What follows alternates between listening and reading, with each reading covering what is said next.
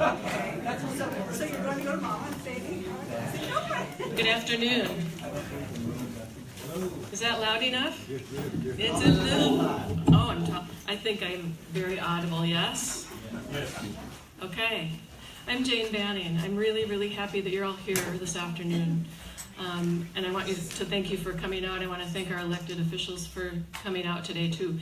I know there's some iffy weather in the southern and western parts of the state that can make travel kind of difficult for folks who might ordinarily be here. But I really, really want to thank you for being here.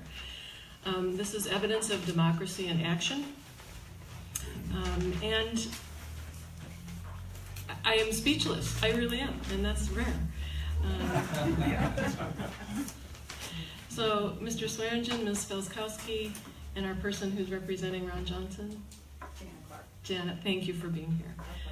We're still hoping that maybe some other people will come. We did have a couple cancellations due to weather. I know Senator Tiffany's coming. Yes, he is. He thinks it's 1:30. Okay, well then we'll just welcome him whenever he can get here. I want to thank the Northwoods Friends for Civic Participation. That was the group that organized this effort, and I think that Daryl's going to introduce all of us, probably. We have coffee and cookies to follow, and that's when you can have a lot of opportunity to have one-on-one conversations with our folks who are here as elected officials. The bathrooms are down the hall, just past the carpet and on the right. And without further ado, I'd like to ask Daryl Schmidt to come up and address the group. Thank you. Are there seats back there for you, gentlemen? Yeah, there's some seats. Okay. There's a couple here too. Okay. Good afternoon. My name is Daryl Schmidt, and I am a co-moderator for this afternoon's roughly 90-minute Voters Engaged Forum. My co-moderator is Jim Leschke, who will be speaking after me. Other members of the Voters Engaged Committee are Stephen Schreier, Tom Giroux, Jeff Hoffman, Paul Ehlers, and Jane, who you just met. Voters Engaged is an organization whose purpose is to reestablish meaningful, civil, and respectful exchanges of ideas in a public forum among various elected officials or their representatives and the public. Those expressed ideas are to be about a variety of current topics of interest to that public. I would also like to thank the elected officials or their representatives here today who took the time and effort to hear the public's concerns. I'd like to thank the public who's here today, great turnout, to voice their concerns or other concerns. I'd also like to acknowledge and thank local law enforcement who's in attendance today. I used the word reestablish previously because we think that respectful and civil exchange of ideas that define the republic we hold so dear is being eroded in today's polarized world. We are losing our ability to effectively function as a society with our inability to persuade as opposed to coerce or force others to our point of view. The official Voters Engaged organization website states that they are nonpartisan. I think everyone is partisan and that we all have our biases. The Voters Engaged committee that organized this meeting is partisan. We are multi-partisan. There are various political opinions held by its members, but we respect and honor each other as Americans. We expect that you are politically partisan as well. We all have our biases, and as a committee, we respect and encourage that diversity amongst you.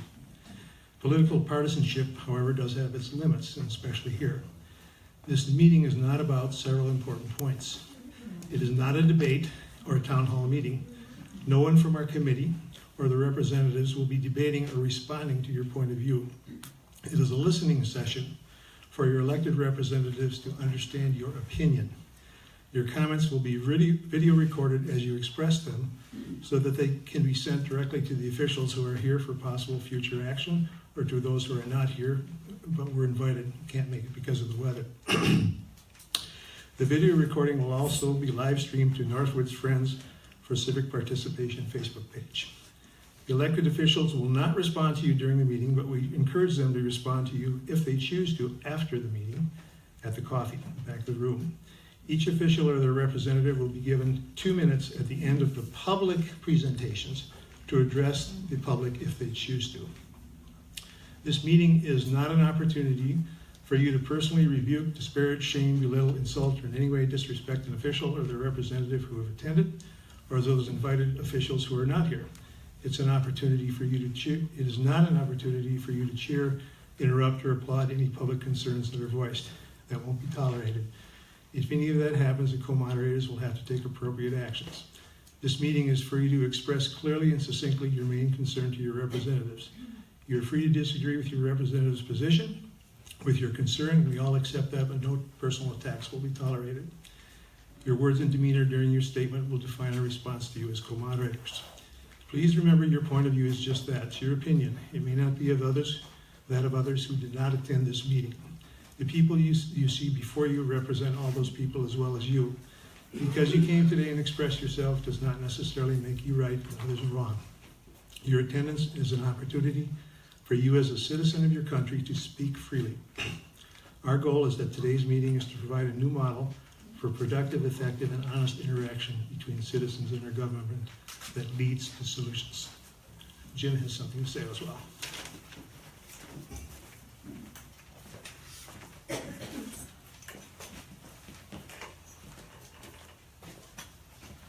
Good afternoon. I'm Jim Leschke, and it's my pleasure to be have been a part of this group planning this whole thing.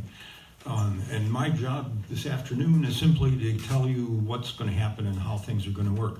How many people here remember Brother Bill from WXPR Bluegrass Show? Okay. Well, those of you who do will remember that Brother Bill always said, "Brother Bill doing the talking." And then he would continue on with the show. Well, to paraphrase that, you are going to be doing the talking and they're going to be doing the listening today. So here's how this is going to work. In order to avoid the usual defend and attack kind of routine that takes place at most town hall meetings, we're requiring that people who speak follow a specific format. While this may be unfamiliar and feel somewhat clumsy to some of you, and perhaps all of you, we think that it will make it easier for people to be heard both by the elected officials and by other people in the audience. The format actually is quite simple.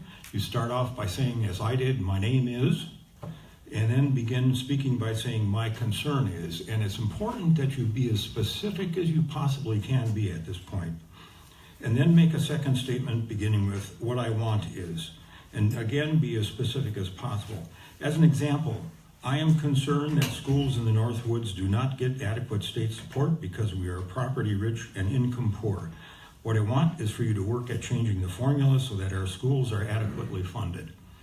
Each speaker will have about 2 minutes to speak, and each elected official will have the same amount of time at the end of the session when everyone has spoken. Our timekeeper will signal you when you have 30 seconds remaining and also signal you when you are finished. And the timekeeper is sitting over here, Jeff Huffman, and he is capable of doing that in great style. So, speakers will be selected on a first-come, first-served basis. If you're not prepared when your name is called, indicate that to Jeff, and you can work on some arrangements with that. We would ask that there be no applause nor jeering, but simply quietly listen. If you wish to comment and have a problem speaking in public, fill out a form. One of these that you got at the door looks something like this. Speaker's instruction and format with your name on the top, and also there's a space for your name partway through it. And give it to one of the members of the committee. Stephen is out there, my wife Jan, Jeff is available. And we will read your concerns at the end of the session, if time is permitting. So, without further ado, Jeff, who's up first? It would be Catherine Joppa. And on deck? On deck is Stephanie Burrell. Okay, Catherine? So if Stephanie wants to have a seat up here with me, next to me, come on right up. Come on up. Oh, right up in front. Yeah, we're asking the speakers to come up in front and use the microphone so that everyone can hear them adequately. That mic? Yep. Oh my God. Well, I have two. My first concern, my name is Catherine Joppa, and I am from Rhinelander. Thank you, Paul. I have a concern about the possibility that Wisconsin has voted to take part, to take part in a new constitutional conference to rewrite the Constitution to the United States. I know that there have been the votes to approve it, but I'm not sure where it stands. So if it's not too late, what I want is for this to be reconsidered and for Wisconsin not to dive into being a part of wanting to rewrite our Constitution, but instead to work with the brilliant piece of legislation or brilliant piece of paper that we have from so many years ago. Those fellows did a good job, and we do have ways of amending it, and we have over the years. So that's one of my concerns. My second concern is about the sulfide mining possibilities that have been eased with certain votes in the Assembly and in the Senate. I'm not sure where we stand with the signage on that. It may be that that's already law, but to have protection for our surface water and our groundwater is very, very important. And it seems that there has been a sell on easing regulation for mining, that it will be good for jobs to have more mining. And yet I think that there will be very few jobs for people who are local. There'll be experts brought in from outside, and the mining will come, it will go, and I don't know that job creation is what this is about. It's about yes, I'm through. That's it. Thank you.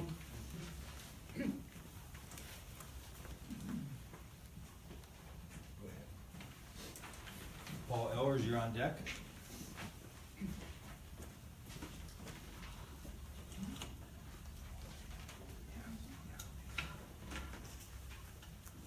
Go ahead. Well, hello, I'm Stephanie Burrell, and I want to thank the organization that invited us here and you guys for showing up. That's really special. And my concern is about legislative priorities, and particularly about the concern about jobs that I think we really don't need to worry about, because we have growth happening. It's happening right now, and jobs follow growth. And what we should be concerned about are the effects of the growth. And we are so lucky to have the beautiful country that we have, the clean water that we have, and there will be plenty of jobs protecting the clean water, surface water, and well water, all the water that nowhere else in the world has water like we have here. So rather than importing mining concerns and manufacturing concerns, which threaten what we have, which is precious and irreplaceable once it's gone. You can't get it back. Go south and take a look at where it's already ruined. So let's think about our priorities and take care of what we've got that's really, really important and unique. So the good news is it's not rocket science. It's just good science. You don't have to import business. People are coming here, and the reason they come is because it's beautiful and clean. If you import business and growth, it'll be trashed and they won't want to come. And what have you accomplished by doing that? So that's really all I came to say, and I hope you'll consider the priorities of protecting what we have that's really, really precious. Thank you.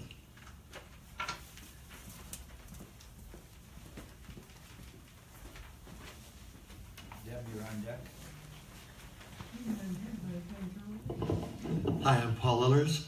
My concern is government getting between a patient and their doctor, and especially want to bring your attention to the Assembly Joint Resolution 7 and the Senate Joint Resolution 10, the medical marijuana ballot question. I believe the wording is something like this: resolved by the Senate, the Assembly concurring that the following question be submitted for advisory purposes only to the voters of this state at the next general election occurring not sooner than 45 days after adoption of this resolution. The question is, medical marijuana, should the state of Wisconsin allow individuals with debilitating medical conditions to use and safely access marijuana for medical purposes if those individuals have a written recommendation from a licensed Wisconsin physician. So I'm asking my representatives to support this joint resolution. Let the voters decide. Thank you.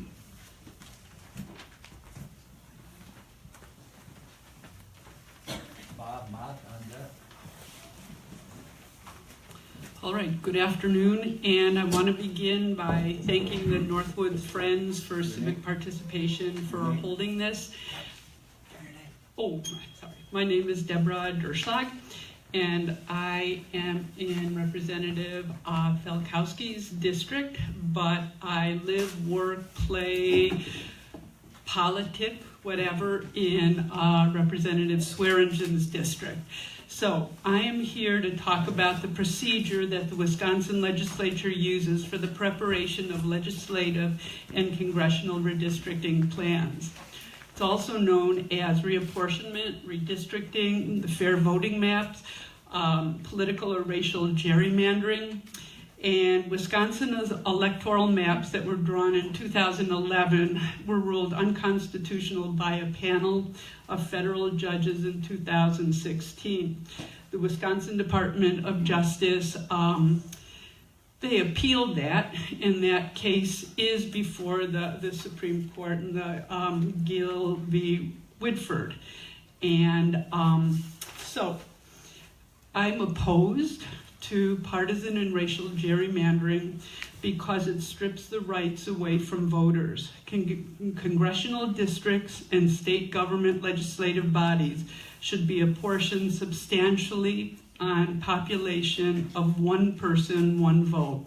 Political gerrymandering, as seen here in Wisconsin, undermines representative democracy by allowing officials to select their own voters rather than voters electing their officials. When reapportionment gerrymandering is acted upon for purposes of dominance of one political party, it runs counter to the equal voting rights for all eligible voters. I also believe in a transparent and accountable redistricting process and to end all of the hyper-partisan practices that don't benefit your constituents. I believe the process for fair redistricting should be vested in an independent special commission with membership that reflects the diversity of the unit of government. So my ask to all of you, is that the legislator designate the power, the process to draw Wisconsin's legislative and congressional district maps to an independent, nonpartisan agency after each census.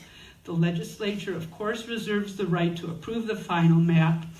That's not asked to be changed from the Constitution, but that I ask for your support of Senate Bill 13, Assembly Bill 44, which are two bills that have been introduced to the legislature each year since 2011. Am I done? 15 seconds. Okay, so with that being said, those bills would establish an impartial process to redraw Wisconsin's state and district lines. The Legislative Reference Bureau, an incredible, wonderful bureau, nonpartisan state agency, would take control of the drawing, the state and congressional boundaries, and this is modeled after Iowa's system that's been in place for over 3 decades and ends up with really competitive elections that flip back and forth between the parties. Thank you. Dusty, Sergeant, you're on deck. I'm Bob Mott from Pelican Lake, and I have 2 areas I'd like to address. One is transit funding, and one is UW Extension. Not as broad as some of the things that have been talked about so far, but still important to me. I'm Vice Chairman of the Transit Commission in Oneida Vilas County, and the first ask I would have is the method of funding transit buses. We just went through about a 6-month process trying to get money to fund the buses. We're supposed to have a 20% local match for the buses, and once that's done, we still have to come up with the rest of the money, the 80% that the state has, send it to the state, then the state sends it back to us, then we can pay for the buses. That seems regressive to me. Why, once we have the 20%, can't we get the 80% for the state, pay off the buses, show the state that it's been paid for, and that's the end of it? So that's my first ask. The second ask is Janet Clark, I'd like to recognize, did a great job last fall in August and September. I talked to Janet a lot about federal funding for our transit. And the problem is that we don't get the first quarter federal funding until October. Well, I thought quarterly payments are supposed to come quarterly. And that's what I would ask for both state payments, which have now been changed till we get them in April or May for the first quarter. And then there's a second full payment later. What I'm looking for is some payments that are dependable and they come on a quarterly basis. That's what I'd like to see. The third thing involves UW Extension. I'm chairman of that committee in the county, and we just learned that our 4-H family living agent is leaving at the end of June. There are no interim positions, so we have no idea when UW Extension will appoint someone new to do the various things like teen court and 4-H and so on. And I don't know if that's a result of funding, because funding was cut when the UW Extension budget was cut. Some legislators didn't know that, but Extension got cut as well. And we need a person in place to run those programs. She does it. The lady we have does a terrific job now. Helps with businesses, helps with the teen court, which is outstanding, and a number of other areas. We would like to see. 30 seconds. We would like to see. If it's a funding need, see if we can work with UW Extension, get them some funding. Supposedly they're 41 positions short of filling right now. And I don't know if it's because of funding or because of other aspects of it. But if we could work with that, I would certainly appreciate it. So thank you very much for listening, and thank you for holding this listening session today. Susan Knight on deck. Hi, my name is Dusty Sarazin, and I am retired here in the Northwoods, Vietnam veteran, former veterinarian, PhD pharmacologist, and I came to the Northwoods for a reason, and Jane Banning is probably the only person who could talk me into coming in here and doing this.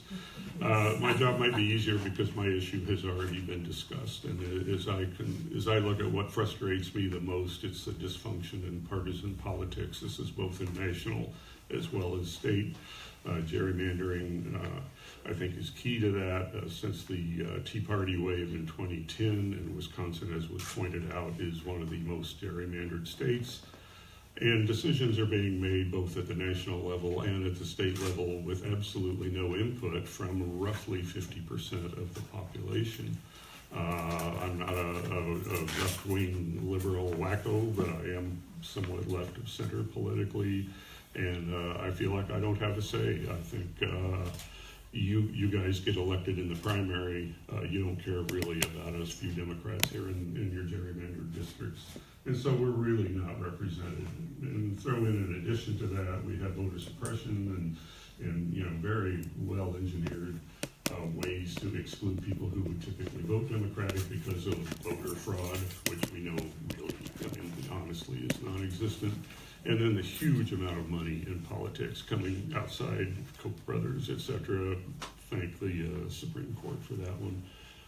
So we have money, we have gerrymandering, we have voter suppression, and I really feel that several of us don't have a say. So my ask is, and this may have to come to the ballot box in November, is that we need nonpartisan congressional districts.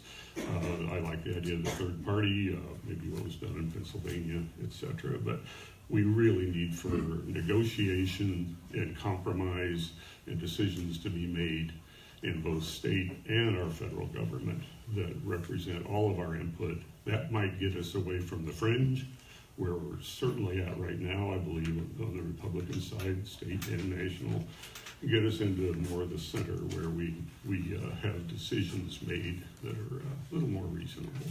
So that's my ask. If we get a Democratic governor or one half of the state legislature, maybe then there will be a negotiation on gerrymandering. I'm sorry, I don't want to offend you, but I really don't feel like you guys are going to give up gerrymandering voluntarily because it's to your political advantage. Thank you.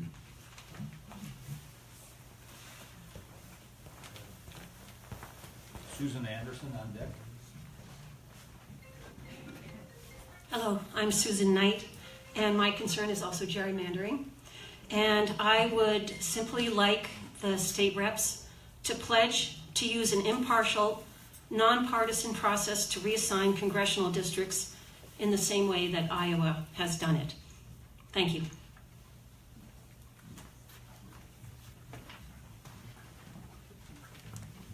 Gerald Anderson on deck. My name is Susan Anderson. I'm a resident of Rhinelander. I thank you all for being here today, and I thank all of you for being here today and for the group that sponsored this. My concerns are two. Number one, healthcare, and number two, drug prices. What I would like is your support for, number one, universal healthcare for all, both in the country and in Wisconsin. Number two, support for President Trump's position that there should be lower drug prices. For Secretary Azar's view that drug companies should be able to purchase name brand drugs from drug companies in order to provide generic drugs of the same type. And number three, your support for a bill that would repeal the Bush-era prohibition against Medicare negotiating drug prices with drug companies. Thank you. Gary Zarda on deck. I'm Gerald Anderson. My concern here is taxation. Tax cut fever is a lethal disease that's been killing our country and our state for the last couple of decades. And maybe we see signs that the fever is breaking when we look at states like Kansas and some that have been forced to recognize that they can't just go on cutting teachers and public employees' salaries or cutting essential services or letting the roads deteriorate along with the schools. Taxes are not a tool of the devil. They're one of the important ways that we work together to do the things that we need to do for the common good. And so what I would like to see is both parties work together to develop fair and adequate taxation systems, both state and federal, so that we can do the things that need to be done in our society, that we can get Wisconsin back to what it used to be and the country back to where it has been.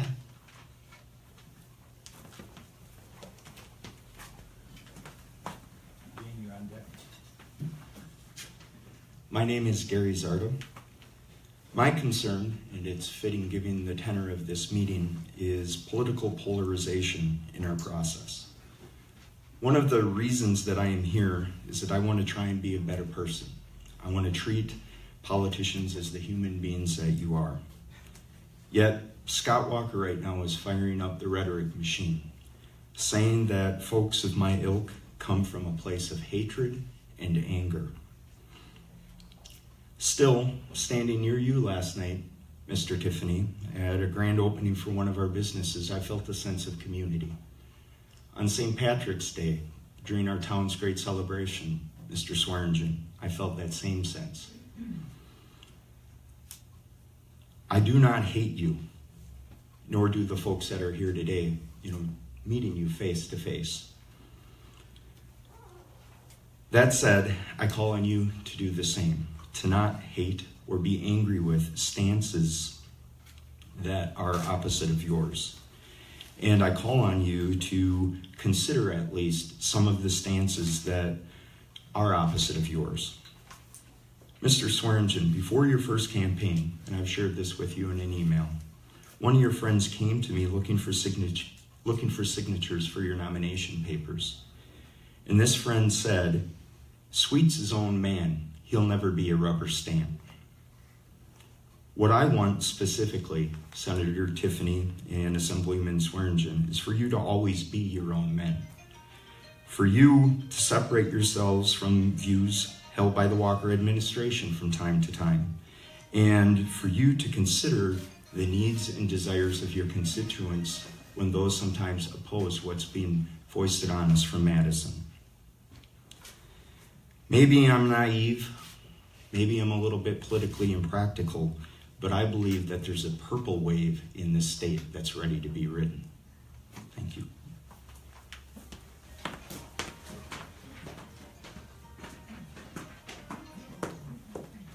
Ms. Lonsdorf, you're on deck. What is my concern?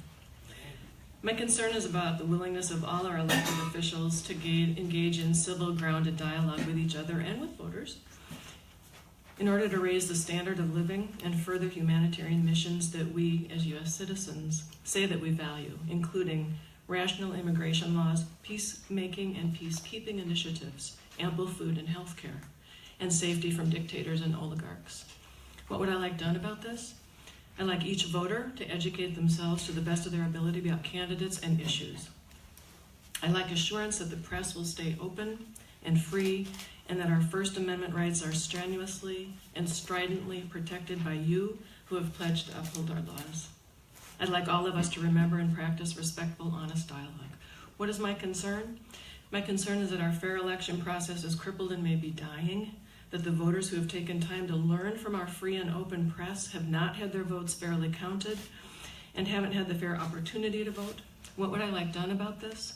I'd like every one of you to demand, with a fierceness that embodies your oath, fair voting maps, and to mandate mathematical precision in the creation of those maps, to advocate for revision of the Electoral College and the protection from vote tampering. I'd like you to champion these issues with every shred of political clout that you possess. What is my concern? My concern is that people are able to buy and use military weapons. My concern is that the weapons ban expired and that money sang its siren song. What would I like done about this? Reinstitute the weapons ban. What is my gravest concern? It's so hard to say. But today I can say that the potential for courteous, lively discussion is not on a ventilator. It's alive, nurtured by unexpected populations, powered by passion, fairness, and assertiveness. My concern isn't that we have lost the ability to listen to each other, or suddenly we've become so divided. I think we've forgotten the patience and reflection that thoughtful dialogue requires. I don't believe for 1 minute that we're only capable of a tweet-sized monologue. What would I want done? I want each of us, especially you, to model the values of civil, free, and honest speech, to advocate for a free press, to work unstintingly for fair elections, and to protect us all from gun violence, whether we are red, blue, green, purple, or rainbow. That's what I want. Thank you. Will, you're on deck. My name is Eileen Lonsdorf, and I am from Oneida County. I live in Lake Tomahawk. This is my concern. Back in December, Senator Tiffany changed their state law to be less restrictive and much more conducive to mining exploration in our state. The law will go into effect at the beginning of July. Up until then, he said that he encouraged local counties to draw up their own local mining ordinances. Yet, our local ordinances have to be, quote, in compliance with, unquote, his state law. And they also have to be in the same spirit of that law.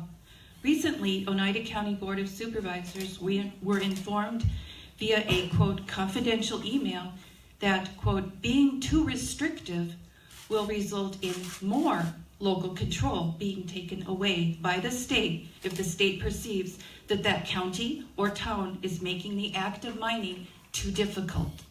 So what do I want you to do? I want you to explain the motives behind this legislative strategy. 2, I want you to explain why you should not allow local communities to enact their own environmental resource protection that undoubtedly will have a higher water quality standard than the state does. And 3, I want you to explain why you feel that our water-based Northwoods economy will not be detrimentally affected by a 400-foot deep, mile-wide hole within the watershed of the Willow Flowage. And that is the very same water that prior to his present legislative career, Captain Tom Tiffany ran his dinner cruise boat on. Excuse me. So he knows the water clarity issue is important. That's out of bounds. Okay, I'm sorry. Keep it to an issue and not person. That was the rules. You Yes. agreed to that. Okay. Anyway, he's very aware of the importance of clean water up here, and I hope that all of you are also aware of that. Thank you. Rick Kelly, you're on deck. My name is Will Loesch. I'm an American history and advanced government teacher here at the local high school. And one of the things I like about my job is I get to learn and appreciate that both rugged individualism and desire for security nets and community cooperation are parts of our cultural DNA.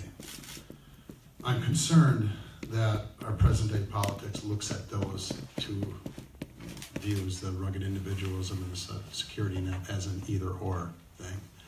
And it really is a and both. My concern is the erosion of confidence and trust in our civic institutions, our courts, our justice department, our public school systems, and even our journalists. What I want is for our leaders to stop with tweeting or making polarizing statements that are aimed at riling up a base, demonizing the other, while passing on half-truths, inaccuracies, or lies. I want our leaders to hold their own party leadership accountable when this happens. I think a terrific example of this was the floor speech given by Senator Jeff Flake a few months back in response to some of the rhetoric from President Trump. I view silence in such situations as an endorsement. I want our leaders to appoint and approve competent people that are qualified in their skills, ethics, and intentions to fill the positions that they're being considered for, whether it's federal judge positions or the head of the EPA, the head of the Federal Department of Education, or whatever it may be. And I think there's also a role at the state level in some of these trends as well. Thank you.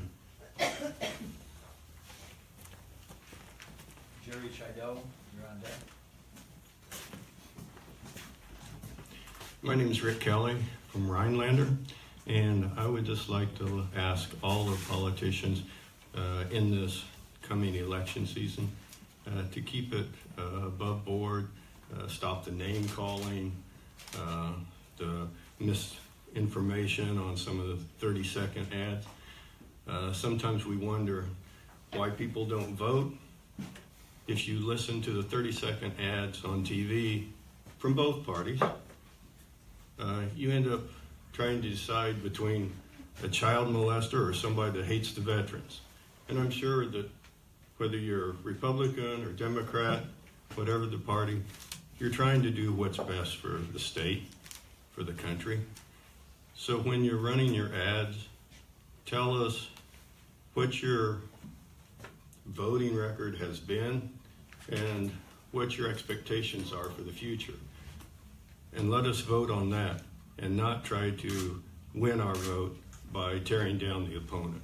We're all just trying to make this a better place to live. Thank you.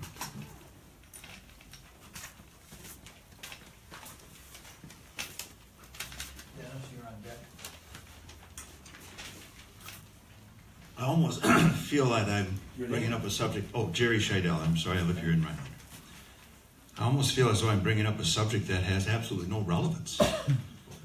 But I feel that it has extreme relevance for the entire country as well as for the state of Wisconsin. Ever since the Federal Reserve Board was put into effect in 1913, our dollar has lost 97% of its value. So that means that there's always this tug of war going on within the states, within the communities, for a shrinking pile of money, or at least a pile of money that has less value and doesn't purchase as much as it used to. And it's because the Federal Reserve can print money at will, anytime it wants. And since 2009, it has printed $16 trillion. Trillion, not billion, not million, trillion. This is all going to come back to bite us. Now, what can the state of Wisconsin do? Exactly what 3 other states have done: Utah, Texas, and now Arizona. They have passed a law that allows us as citizens to use gold and silver for our transactions. And the state of Wisconsin will accept the same species for payment of debts to the state. Now, what does that do? That allows us as citizens to have the ability to use a competing currency. And what does that do? The same thing competition does throughout our economy. It will make our dollar stronger. And if it doesn't, we will use gold and silver. These other 3 states have allowed their citizens to use gold and silver. We should do the same, because then we can decide what is the best currency to maintain a value of our assets in. Is it a earth-shaking thing? Probably not. But I'll tell you what, if every state in the union did it, the Federal Reserve either steps up to the plate and gives us sound money, or it goes out of existence. I prefer the last option. Thank you. Carter Nelson, you're on deck.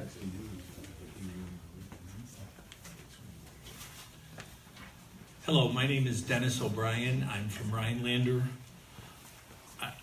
It's hard for me to tell you what my concerns are because there's so many that I can't list them in a 2-minute period. But I will say that one of my concerns is, and I genuinely understand when the saying, politics ain't beanbag, they're telling us that it's about exercising some form of power. And although several speakers, and Dr. Schmidt stated that we shouldn't be partisan, I don't want to be partisan, but I want to recognize the reality of what we live with. And in the state of Wisconsin, we have the unfortunate circumstance of having a completely controlled federal government in one party and a completely controlled state government in the same party. And my perception is that I don't get represented very well by those facts. So we'll have statements from the federal government's electoral process that we're going to drain the swamp. And then we get people like Zinke and Mnuchin, and I can't even remember the guy that's running the EPA right now, but the long short of it is I don't feel represented by that, and I don't think they drained any swamp. And then we come to our state government, and we see that we spent an inordinate amount of time in our legislative process to try to disenfranchise certain types of voters who would tend to vote against a certain party. I don't feel represented by that at all. And so my final admonition is that one party has successfully figured out how to move the voters, in my mind, against their own interest. And to that end, I had spent time reading variously, and I read Samuel Clemens, Mark Twain. And he told a statement in a very short session that illustrates to me the human condition. And essentially what he said, using vernacular, it ain't what you don't know that gets you. It's what you do know that just ain't so. And so we have a lot of people voting against their interest. And until such time as we take that back and change the faces in those legislative bodies, we're not going to do very well. Thank you.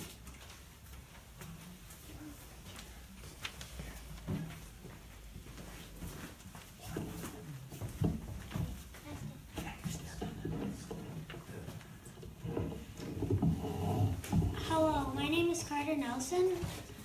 I'm a student at Central Intermediate, and our classrooms are too crowded.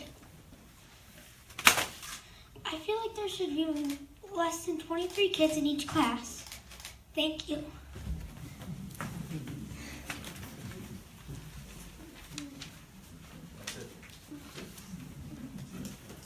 Anybody else want to speak?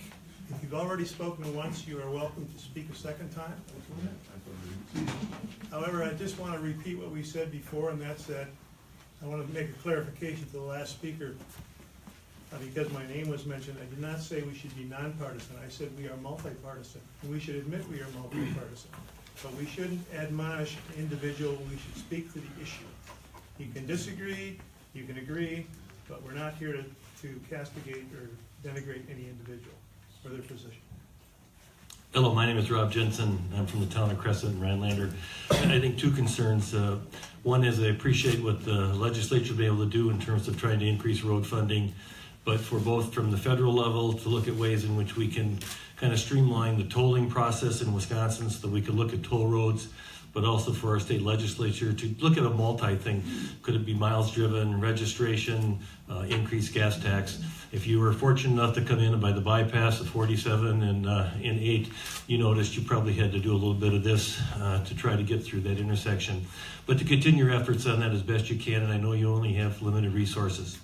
The other thing at the county level, we are experiencing at times a little bit of a crunch. We are only able to increase our budget by the net new construction. And typically that's about $90,000 or $100,000 a year with a $48 or $50 million budget. One possibility, and even so small, what's happening in our protective services is that the bargaining unit is gaining on our administrators, and it may be that administrative increase could be looked at being something outside the tax levy that might help us a little bit. It's amazing, but $15,000 here, $20,000 there really helps us balance the budget when the time comes. Thank you. I hope I can run Facebook Live and talk at the same time. This is for our federal legislators, Tom Giroux, and this is for our federal legislators. The situation in Syria is heartbreaking. I had a chance to listen to public radio, and they had a recording of children in the hospital, and it was just frightening. We had a very similar situation in Yugoslavia, if you remember, and it took the UN and a multilateral peacekeeping force to go in and take control of that country. And I think that's what we need to do with Syria. It just is impossible to do all by yourself, and I understand that France and England have been working with us, but really we need a peacekeeping force, and we need to take Assad out. He's proven time and time again that he's not trustworthy. He's like Milosevic or whatever it was in Yugoslavia.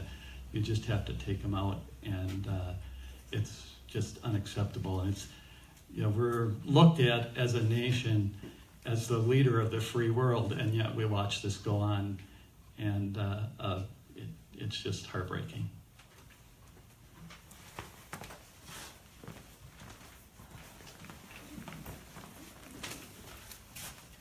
Good afternoon. My name is Linda Jerzak, and I'm a women's health nurse practitioner, and I practice in Rhinelander and live in Rhinelander. I have been associated with the family planning program for decades now, and I still to this day get thank you notes from women who say, because of your program, I was able to get my education, I was able to delay childbearing until I finished my nursing career, my teaching education or whatever. These programs are vitally important to low-income families, and they're being slowly whittled away. Funding is being decreased. The State Family Planning Council has not met in 3 years. That is the council that is the communication tool between the family planning programs in the state and the state. Family planning is a very popular program, and it is being killed by neglect, basically, I think. The healthcare education and training, which provides technical support and educational support for family planning programs, lost 2/3 of their funding this year. And so what I would like to see is, I would like to see the State Family Planning Council resume meeting, and I would like to see healthcare education and training funding restored. Thank you.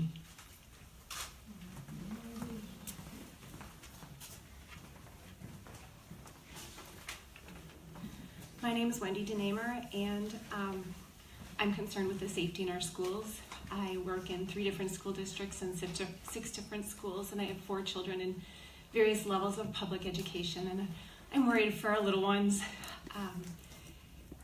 As an employee, I have to go through active shooter training, and that can be fairly traumatic, but our little ones also have to go through these drills that you wouldn't wish this upon our babies. And that can be traumatic on them, and it can be traumatic for them to go home to moms and dads and grandmas and grandpas and hear that they had to go through that, because I think generations ago we never thought that this would ever come to this, and it's pretty sad. So given that safety in the schools is a major concern for me, what I'm asking is that you work together to close the loopholes in background checks so that guns don't get into the wrong hands with people with ill intent. I would like to continue to keep guns out of schools. I had a 13-year-old when someone said, well, if more people had guns, if teachers had guns, people wouldn't come into school with guns. And a 13-year-old said, but if everyone has a gun, how do we know who the bad guy is? And if the officers come to help, how do they know who the bad guy is?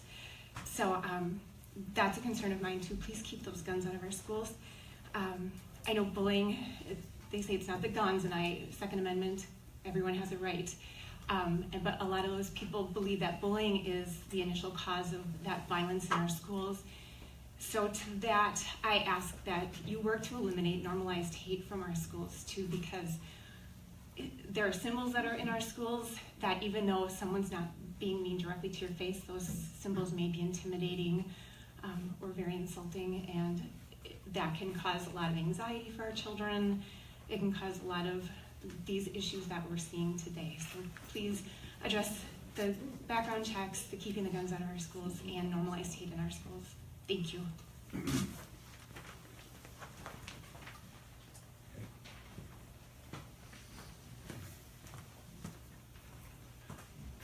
Good afternoon. I'm Daryl Mack, a resident of Rhinelander area. I am a retired counselor from the Milwaukee area. I have twofolds. One, just to piggyback what that lady just said. I'm a gun owner, but I'm not a member of the NRA. As a counselor, we were on the front lines of all the mental health problems with kids in school. When education monies were cut, the first people to go were the art teachers, the music teachers, and the counselors. The rhetoric that comes from the NRA is what should be happening is something should be happening with mental health. And the governor and all the representatives make cuts to education, which is the front line. That's my one comment. Second comment is this. When I lived in Milwaukee, I fished on Pewaukee Lake. And it was my intention that when I retired, I would move up to Rhinelander because it wasn't so crowded. I looked from my boat to the shoreline on Pewaukee Lake, and the houses on that lake were no more than 20 feet apart. And it was really crowded. And I said, I can't wait to get up north. I got up north, built a home, and this year, because the zoning commission, the local zoning was taken away from this county, I now have a house that is 30 feet next to mine. I would like for the Wisconsin Congress to look at and changing and putting the power back to the counties that make the laws where the people that live in can have their say. Thank you.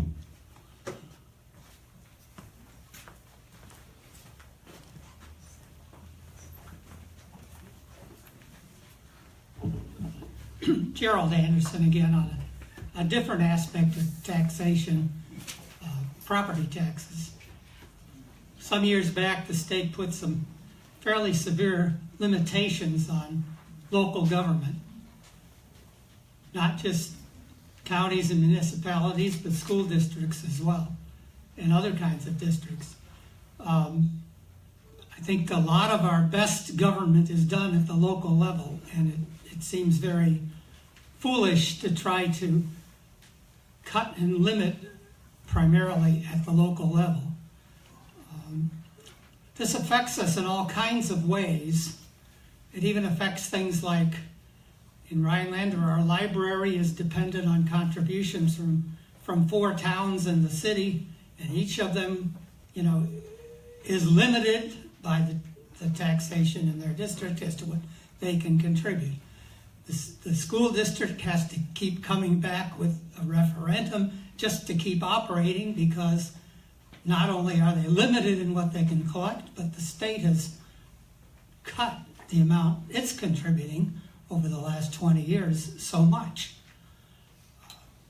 I guess what I'm asking is that even if you think those limitations were reasonable when they were passed, they're out of date now and need to be revised upward. It's not really about saving people from having to pay property taxes. It's about restricting what benefits they can get from their local government.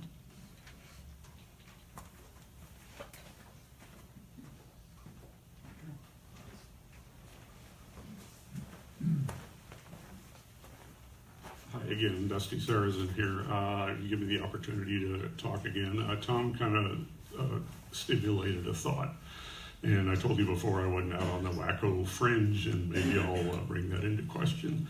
But a little biography, when I was 17 years old, I was flunking out of high school. I was in and out of juvenile court and wasn't doing very well. I talked my mother into signing a form, and I joined the U.S. Army, ended up in Vietnam in the Army Security Agency with a top secret security clearance, and came back in July of '69 after a very successful experience. And of course, I found out later that I wasn't supposed to be proud of my experience when I came back from Vietnam.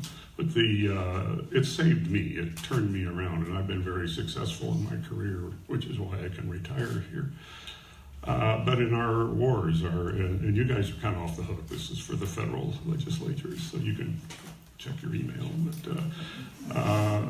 But the people who are fighting these wars are totally disconnected from the people who are running our society. And the reason we stopped the Vietnam War, which I protested against it as part of the Vietnam Veterans Against the War back in the late 60s, is because it started drawing on wealthy people's children and even a few politicians' kids. And right now, I was totally opposed to the whole volunteer army elimination of the draft. And so what I would like to propose is that there is some sort of mandatory service for everyone in this country as they're growing up. And you don't have to carry an M16 in battle. We had conscientious objectors in my day, and I'm fine with that. Peace Corps or AmeriCorps, whatever. But I think the people who are in these wars, whether it was Iraq, Afghanistan, and now what we're doing in Syria, if they were connected to the people who were making the decisions on whether we should engage in that war, if they were their kids, like I served with their kids in Vietnam, I think they'd think twice about doing that. So we have a military that is not representative of our population. And, that's what I guess for our federal legislators, I'd like to see some mandatory service implemented. So hopefully that's not too far on the fringe. Thank you. Is there anybody else? I see Diane Rupert. Do you want to say anything? Jack Sorensen, you were here before. Do you want to say anything?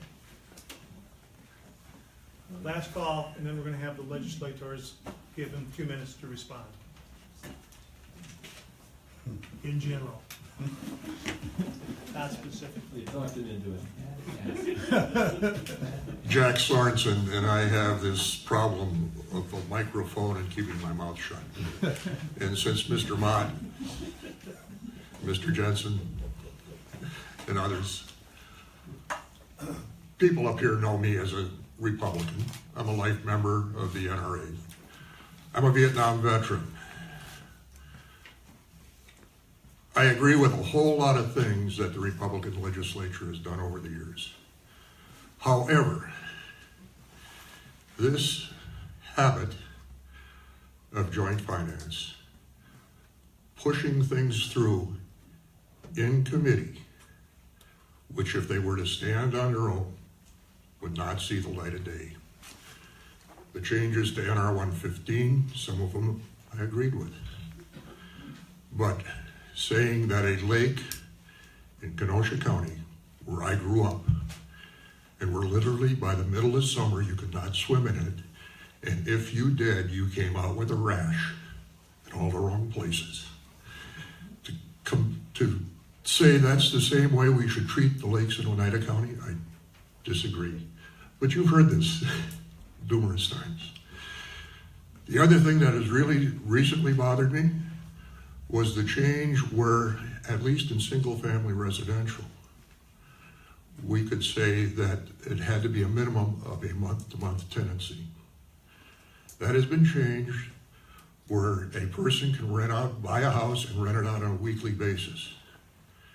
That's a recipe for conflict.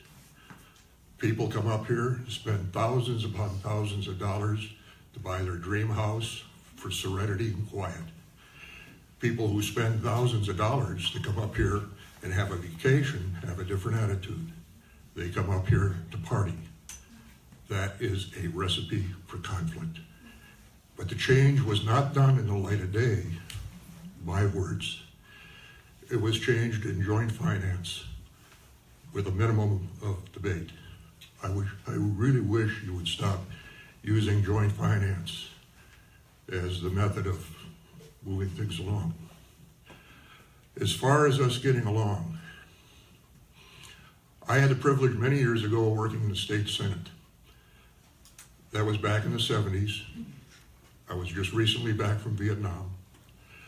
But I saw legislators of both parties agreeing to disagree, agreeing to work together on a whole variety of issues.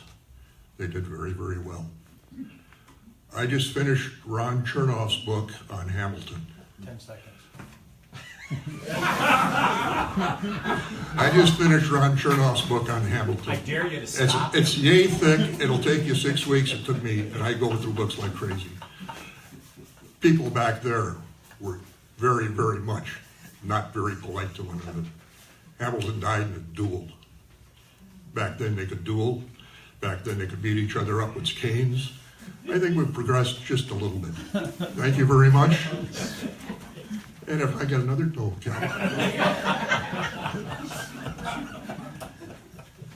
First of all, I'd like to thank everybody for expressing their opinion in a civil and respectful way. That's what democracy looks like in action, and you're all a great example of that.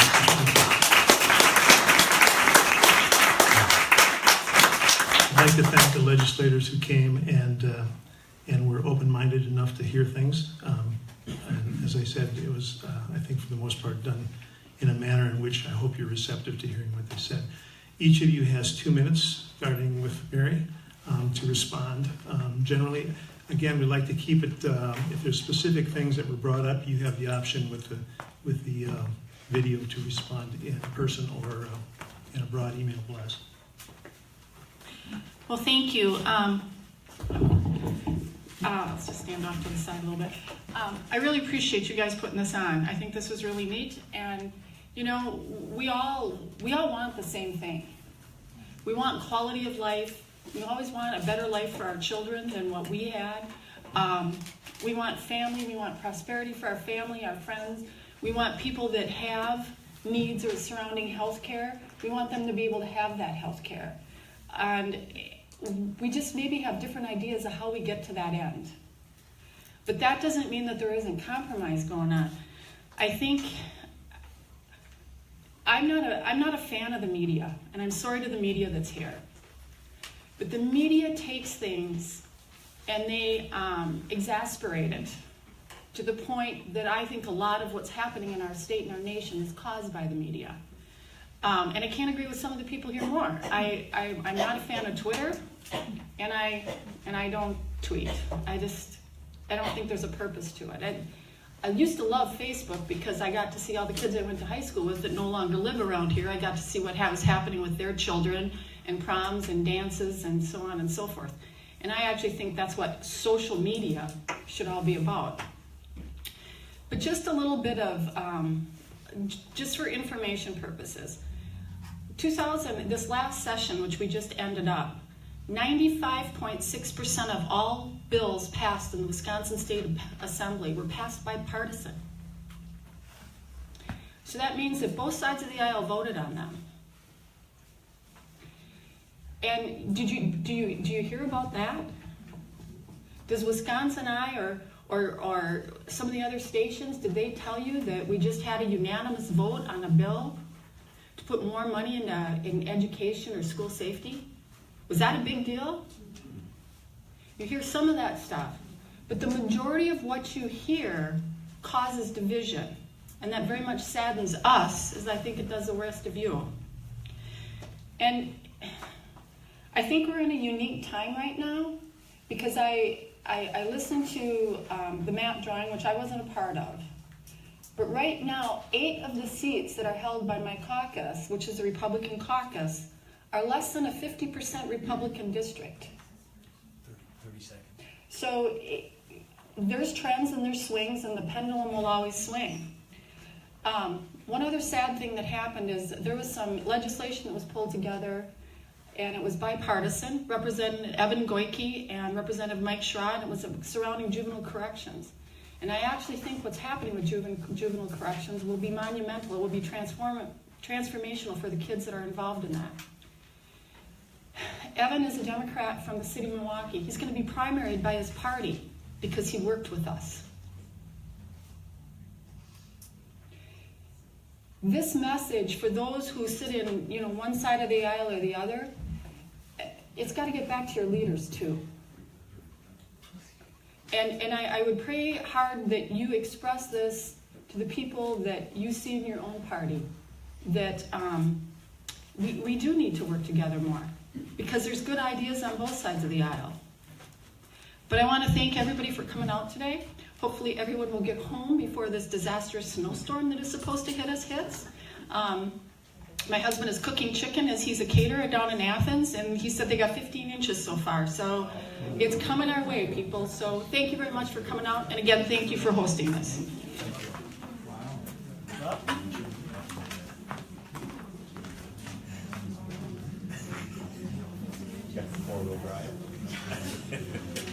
I don't know, I think it was the weather report that gave everybody the most buzz in the audience, was the 15 inches coming out of Athens. So I want to thank everybody here for coming as well. I have the advantage over Mary for sure, and probably Tom, and the fact that most people in the audience I already know, because I'm a hometown boy, been here, grew up here, graduated high school here, been in business here for 25 plus years. So I appreciate everybody coming out here as well. Just to dovetail off of what Mary said too. A lot of us have the same opinions on a lot of these issues. What's frustrating is that more often than not, if I hear somebody with an opposite point of view than what just come out of the governor's office, everything turns into be automatically a confrontational issue. And it shouldn't be that way. I do get emails from a lot of you here in the audience, which I appreciate. We try to get back to every email we can. It shouldn't always be a ramming of the heads just because you happen to disagree. For those of you who don't know it, I swim in the water up here too. I drink the water, I breathe the air. So do my kids that graduated from Lander High School and have gone through Nicolay College. I mean, I'm as entrenched in this community as anybody else is. So we all have those same values with the environment and what goes on here in the city or in the county. So I do appreciate the comments. Redistricting is in the hands of the courts. We talked about that a couple of times. Whatever happens with redistricting will be the new law of the land, or the law of the land. And I expect that's what's going to happen, what people are going to have to follow. So that's the plan there.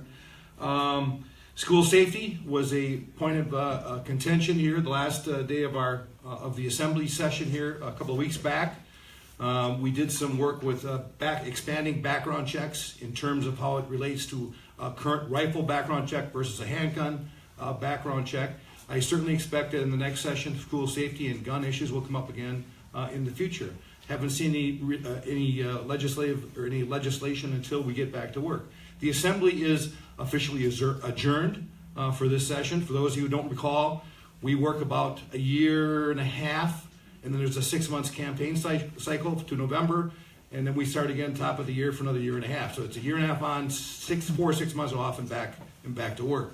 The assembly is up. All 99 of us are up every 2 years. Senator Tiffany is up every 4 years. So I would just urge everybody to keep in touch with our offices. I appreciate the candid comments. I appreciate a phone call. I'm happy to return a phone call or return an email. So with that, I appreciate what you guys have done here today.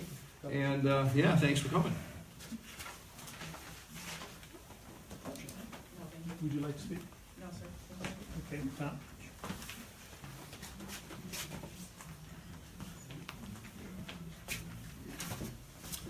First of all, I apologize for being late. I think we got our lines crossed a couple months ago. And so I apologize for being late. It's actually unfair to us legislators to give us 2 minutes to comment on. I have 2 pages of notes here from what you talked about, all the way from Syria to unemployment. And there is so much that can be said on all this, so I'll try to do it. Mary described it very clearly. Most of our bills are bipartisan. And to that point, at the end of the last session, I had a bill, actually I authored with Mary, on aquaculture, and it failed at the end of the session. This is the previous session. And I was extremely, what's that? Not in the assembly. No, the assembly passed it. You're absolutely right, Mary. The Senate was our downfall once again. They always remind me of that. And so anyhow, that bill failed, and me and my staff, we really became kind of introspective about, this was a good bill. There was no reason for it not to pass. And we said, okay, what do we do differently? And I took a much different approach this session to the major bills that I put forward in meeting with some groups in the past that I wouldn't. Like in the aquaculture bill, we met extensively with the Wetlands Association. We went to Trout Unlimited, a number of groups that we typically did not go to because they oftentimes oppose the bills that I authored. And it isn't that their opposition dropped on some of these. It's just that we had some really good discussions, and we began to see their perspective. We passed the aquaculture bill with bipartisan support this year. The Homeowners Bill of Rights, we had Democrat votes on that bill. We worked with people. So I was really pleased to be able to see results as a result of working with groups that we didn't typically do that with. And I just mentioned that because I think that's what you're asking us to do today. And that is happening. And Mary cited the number of bills that we pass on a bipartisan basis. What sells print, what sells in the media is when there's conflict. And so they're doing their job to a large extent because that is, they're going to highlight stories where there's a difference of opinion. So with that, the questions that I didn't hear today that I think you should all contemplate, you wonder sometimes why people vote for us, why they vote for me. You look at the 2016 election, and I know many of you question that. You say, how in the world do they vote for Tom Tiffany? I get 63% of the vote in 2016. Here's some of the questions that I think other people are asking. 20 seconds. Okay. They're saying, how did we end up with 2.9% unemployment? If you want a job in Wisconsin right now, you can get a job. From the time I came in after the 2010 election, it has been our #1 priority. You want a job, a good paying job, you can get it in Wisconsin. How did we get there? Go back and look at the policies that we put in place. That's how we got there. How do we have a balanced budget? This is the longest period of time in a couple decades that we have not had to have a budget repair bill because we've been responsible about budgeting. How did we freeze tuition? I'm going to be done in just a second. This is the last one. If you sent your child or grandchild to a UW system school 4 years ago, compared to the trajectory that tuition was on in the previous decade, your child would have saved $5,000 going through the UW system. There's a lot of really good things happening in Wisconsin. Are there a lot of challenges? Absolutely. But there's a lot of good stuff happening in our state. Thank you. Again, we thank everybody for being here. We are officially adjourned, and drive safely on the way home. Okay. Cookies in the back. Sorry, cookies in the back and coffee in the back. And evaluations. Leave your evaluations on your chair, please. Please give us evaluations.